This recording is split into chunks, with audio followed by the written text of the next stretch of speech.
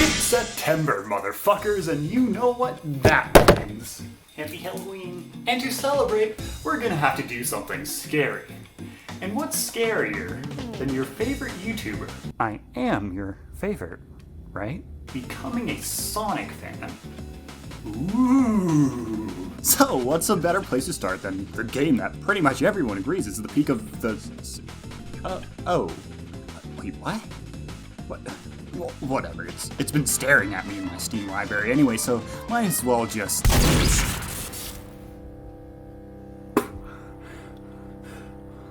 Oh my god, that game was so mediocre. Alright, we had our half funny intro. Now it's time for the serious intro. Just for some context, I am not a Sonic fan. I have never been a Sonic fan. Although this is not my first Sonic game, I have played all of the games on the Mega Collection on the GameCube when I was young. And when I say young, I mean like pre-algebra. It never really clicked with me, but at the same time, I was a fucking idiot. Well, I mean, I'm still an idiot, just in a different way. Alright, so right out the gate, as you may have guessed, this video is going to contain negative opinions about the game. But I am not interested in nitpicking and just generally dicking on it for fun. I want to be as fair as possible as to why I think this game fails at meeting its goals, as well as where it fails to meet my personal tastes. If I thought the game was just outright bad, I wouldn't be talking about it whatsoever. And in fact, I probably wouldn't have beaten it. But I did beat it, meaning that there is a good game in here that I genuinely enjoy, or at the very least, part of one. The reason why this video and this new series exists is because I think its highs and lows provide enough interesting discussion pieces for me to make a full video on it. I'd ask you to not write hateful and unproductive comments about how my opinion is wrong and how I dare call your favorite game bad and just keep it constructive, but honestly, all types of comments boost this video's chance of being picked up by the algorithm, so go fucking ahead. Right. Enough explaining why the banner and the thumbnail is a new color, it's time to discuss the gaming. That's what was written in the script, don't judge me. Script writing me is a different person entirely from voice recording me. And yet, script writing me is aware enough that I'll hate saying that out loud enough to include this stupid and dragged out bit. As far as I can interpret, Sonic Mania is a game that centers around going fast.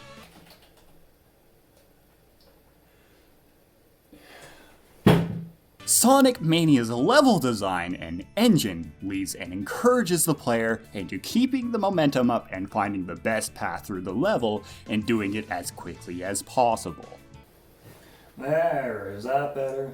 There's multiple intertwining paths that lead through most of the levels that are all filled with slopes, boosters, loops, and other set pieces, all designed to either halt or increase your momentum.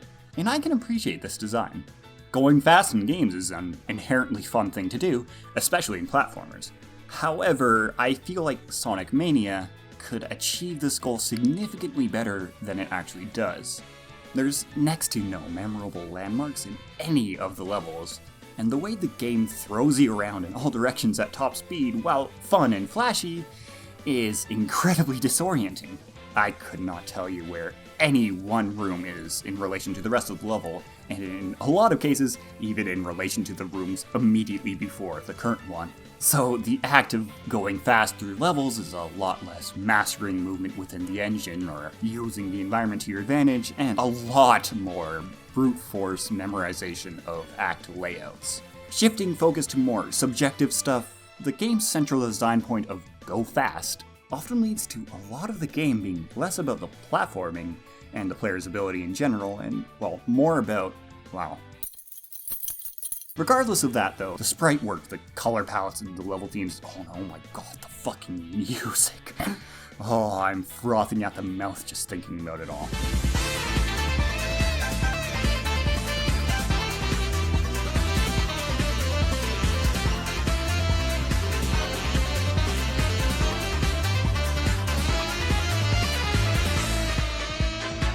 Being such a short and simple game, that's kinda all I have to talk about on the game-wide scale. So let's zoom in a bit and look at some more specific shit. I've made my stance on this pretty clear in a recent video, so I'll keep it brief, but the fact that this game came out in 2017 and still has lives and game overs baked into it is pretty insulting. Having to restart from the beginning of a zone because I died to the boss at the very end of it is the main reason this game took me like 3 days to beat instead of the afternoon it should have taken. Just because I did not have the energy to repeat so much content that was already pretty repetitive for the reasons I mentioned before, and I just had to take breaks. The multiple paths throughout the levels theoretically make up for having to replay content, but in all honesty, each zone is so homogeneous that I couldn't tell you if I repeated the same paths anyways. Again, this game is by no means hard, I didn't game over often, but man, it sucked when I did. Actually, come to think of it, almost every death outside of boss fights didn't really feel deserved at all. Nearly every single life I lost was just due to how unforgiving the Crushma detection is. And what's Crushma, you may ask? Crush my fucking player character in a gap 1 fucking pixel smaller than their hitbox. Jesus fucking Christ.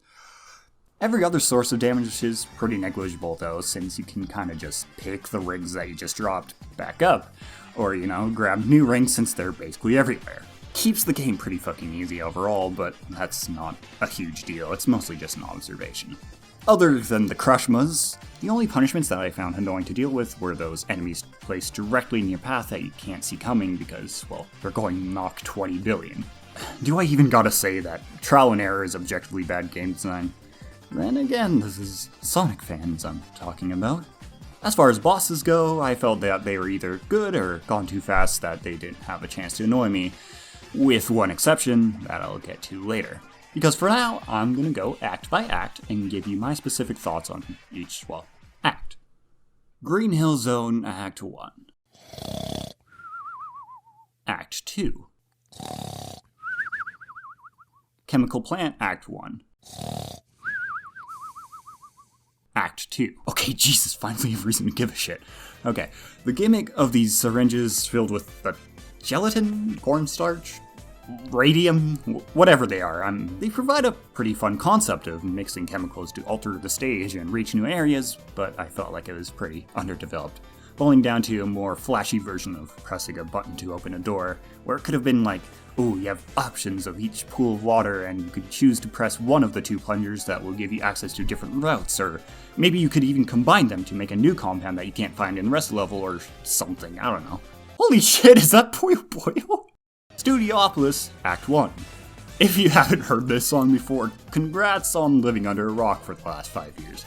This act has so much visual and audio spectacle that it's hard not to smile at it, even if its level gimmicks aren't super interactive. This is also the point of the game where I started feeling like playing this game wasn't a complete waste of time. Act 2. More of the same from the first act, but with more actual platforming and fun little things to interact with. If this is what the rest of the game is going to be like, well, we're in for a pretty good time. Flying Battery, Act 1. Well, it's good while it lasted. Act 2. Also, the transition between the inside and outside parts sucks and is super jarring. Press Garden, Act 1. Alright, now we're getting back into it. Okay. The conveyor belts interact with the physics in a really interesting way, and the other level gimmicks acknowledge that this is a platformer and ask me to do things that are more than just hold a direction. Act 2. This is fucking awesome. Okay, this is flat out just a really fucking good level. I personally adore the theme of man-made technology and nature directly clashing with each other, but that's just the background. In the actual level, there's even more platforming, beautiful visuals, and oh man, the ice gimmick. I adore it. Anytime a platformer pulls off sliding physics in a fun way, that's some good shit. Turning this disadvantageous state of literally not being able to fucking move into a new method of gaining momentum and plowing through obstacles that normally stop you. Goddamn, it's just a good fucking act, dude. Stardust Speedway Act 1. 2 bangers in a row. Holy shit, I didn't think it was possible at this point. With the vines and the cannons, this level almost feels like a fucking Donkey Kong Country level. That's right, Sonic adults, I've played boomer games too, so don't try to tell me my opinion is wrong just because I don't like arcade-style platformers. Needless to say, this level feels way more involved than the others, with my ability to platform, stay on path, and keep the momentum up all being actually tested. I'm not trying to imply that it's hard, it's just more involved than what we've seen so far. Not to mention the music. I mean, if there's anything you know about Sonic CD, it's the music. And if there's any particular song that you know, it's this one. It's good. I'm not dragging this out anymore. Act 2. Here's a completely unbiased opinion. This color palette is so fucking awesome. Only good things can come out of a color palette like this, surely. The level feels so open and free-form compared to the others. It still lacks any landmarks or cohesion, so I still have no fucking clue where I am, but at the very least I can see all the options for paths around me. The vines are no longer here, with no gimmick to replace them, which is unfortunate, but this act is still better than most of the rest of the game at this point. The one major gripe I have is that this act is probably the shortest yet, most likely to compensate for the huge 3-part battle against Metal Sonic. Like, I get that it's iconic or whatever, and I mean, it is admittedly a cool fight, but seriously, you can't just cut the most fun I've had yet short all for the sake of fanfare. Or, well, I guess they can, because they did. In fact, that seems to be a pretty common theme in Mania, but we'll discuss that later. I'm not even gonna try to pronounce this, fuck you guys. Act 1. While I appreciate trying to make a water level in Sonic fun, it still isn't. Sorry. Who would have thought that mixing a level where you're forced to go slow in a game about going fast wouldn't end well? Act 2. There are now boats and jet streams to avoid going slow in water. This is acceptable. Mirage Saloon, Act 1. Mostly just a flying segment to break up the gameplay a bit. The train at the end is cool, it's whatever. Act 2, oh my god, why did they only make this zone only one actual act? This act is so fucking sick. I adore the visuals and the music, it's so fun. This was also the only act where I felt like the world had any sort of cohesion to it. I could tell where I was going and how far away from the bottom of the map I was. It actually feels like a real place rather than just a vaguely themed pinball machine. Fuck! Rest in peace, Mirage Saloon. Gone too soon. It never got the chance to develop into the act that it should have been. Oil Ocean. This act is so fucking insulting that I'm not even gonna give it the Act 1 and Act 2 treatment. The level design is confusing and crowded. The oil is not a fun gimmick. Taking the ability to see away as a level gimmick in a platformer that isn't exactly designed to be methodical is absolute garbage. I would say that the only redeemable part of this zone is the submarines if it weren't for how long the transitions are for them, which completely ruin the game flow. Fuck this zone. Lava Reef Zone Act 1. It's okay, I guess. It doesn't really give me a reason to give a shit, so that's all this act gets. Act 2. This is a nice visual and auditory change of pace. Lava caverns turning into crystal caverns is a really cool gimmick. Unfortunately, the third change of pace it goes for, being slow and methodical platforming, doesn't really mesh well with the rest of the game. Oh well, at least it tried, and at least it wasn't as insulting as Oil Ocean. Metallic Madness Zone, oh thank god, we're back to the good shit. Everything I have to say applies to both acts, so to speed things up, I'm not gonna bother splitting it up. This is hands down my favorite zone in the game. My favorite level gimmicks, my favorite music, and just the general structure of it all is so fucking top notch. Although not the prettiest visually, everything else makes up for that by a long shot. The top, middle, and bottom paths are so much more clearly defined, with clear paths between them. Every single screen is fun and highly interactive, thanks to the aforementioned level gimmicks. They're more numerous than any other act, and every single one was a super fun surprise that I was genuinely excited to play around with. The level design feels like it's designed to punish stupid and bad play rather than simply not knowing the level, and it actually feels like I'm discovering something new upon each replay. This is what a Sonic game should feel like.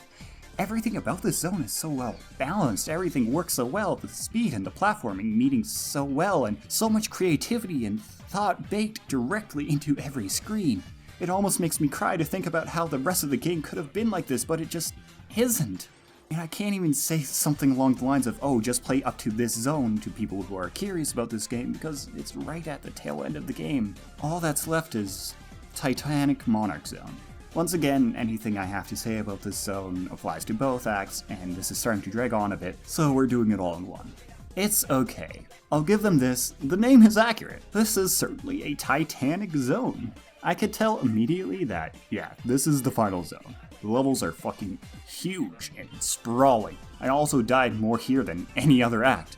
The soundtrack is deep and imposing, but none of those things are strictly compliments. I was so fucking lost in this level, no idea where to go. I actually naturally timed out as well, and, well, all of the other deaths were mostly Crushmas again. It definitely wasn't the worst act, I won't even say I hated it. In fact, the platform segments with the orbs were generally pretty fun, but other than that, it just didn't do it for me. And it all culminates into the final boss, which kinda just summarizes how I feel about the zone as a whole. A cool concept made tedious for no other reason than what I can only assume, based off of, well, literally every other Sonic game I've played, is Sonic Team not knowing how to make a challenge that's fair and engaging and that takes more than 1 or 2 attempts. Until you get one of these electric tentacles broken, it's pretty much a coin flip every cycle if you actually get to hit Eggman, and the constant screen transitions stole my rings away from me more times than I think was fair. Nothing about Eggman's attacks were really challenging or engaging, which could be said about a few other bosses, but I can't really dismiss it here like I can the others because 1, this is the final boss, and 2, it takes way longer than the others because, well, see point 1. After beating the game, there was no real sense of accomplishment. It was just kinda, well, guess I'm done with Sonic Mania now. But, well, obviously I left the game with more than just that. I didn't forget about it as soon as I stopped playing. I have a hard time ranking it as anything above mediocre, but not because the game was uninspired or forgettable, no, quite the opposite. It showed me that no, the Sonic formula isn't inherently flawed, like I thought it was before playing. I actually do have a higher opinion of the franchise than I did before playing. With careful treatment, Sonic as a series, or, well, let's not get too ambitious here, classic Sonic could flourish into a genuinely well-respected and well-regarded series. Every chance Headcanon had to make a fun game, they succeeded, but it all feels incredibly held back by the series' traditions. The all-original zones were so lovingly put together, and any new spins on old zones were better than anything the originals had. The Sonic CD levels managed to perform well in my eyes as well, because their origin game is by far the most uniquely structured game in the classic series, so Headcanon had the most freedom when it came to altering the structure as they see fit, while also retaining the option to deviate from the rest of the series' structure. Ultimately, what killed the game in the end wasn't the lack of love for the project, but the chains that bound the project to the quote-unquote good old days. Tradition and fan service led to outdated designs, as well as not being able to iterate too much while still retaining the shape of the classics. Counting act by act, I'm split almost exactly in half as to whether I think the game is overall good or bad, because there were 2 separate design philosophies the game was jumping between the entire time, returning to the classic formula and, for lack of a better term, making a brand new and fun Sonic experience from the ground up. So overall, what do I think about Mania? I'm not entirely certain myself. It has been a long while since I've struggled to place a game on a scale from 1 to 5 as much as this. I had a lot of fun with the game, but it also deeply frustrates me. If I were naive, I'd say that this game is a great step in the right direction for Sonic as a whole, and if they continue with the groundwork laid here, while ironing out the stuff that didn't work, I could become a Sonic fan. But this is the Sonic series we're talking about. A series known for outputting divisive game after divisive game. Not to mention, it's been 5 years since this game released, and the most we've seen of classic Sonic returning were some half-assed remakes. So I feel like the only thing I could really do is to continue the general feelings I had for the series before, of not giving a shit until one day where maybe, just maybe, we get a wholly original classic Sonic game built from the ground up with modern conventions. And if that day comes and word gets around to me that this hypothetical game is better than or even on par with Mania, I will gladly give it a shot. But for now, dear viewers, and especially to all 2 Sonic fans that managed to stay to the end without exploding into tiny bits with rage, well, I hope to see you soon.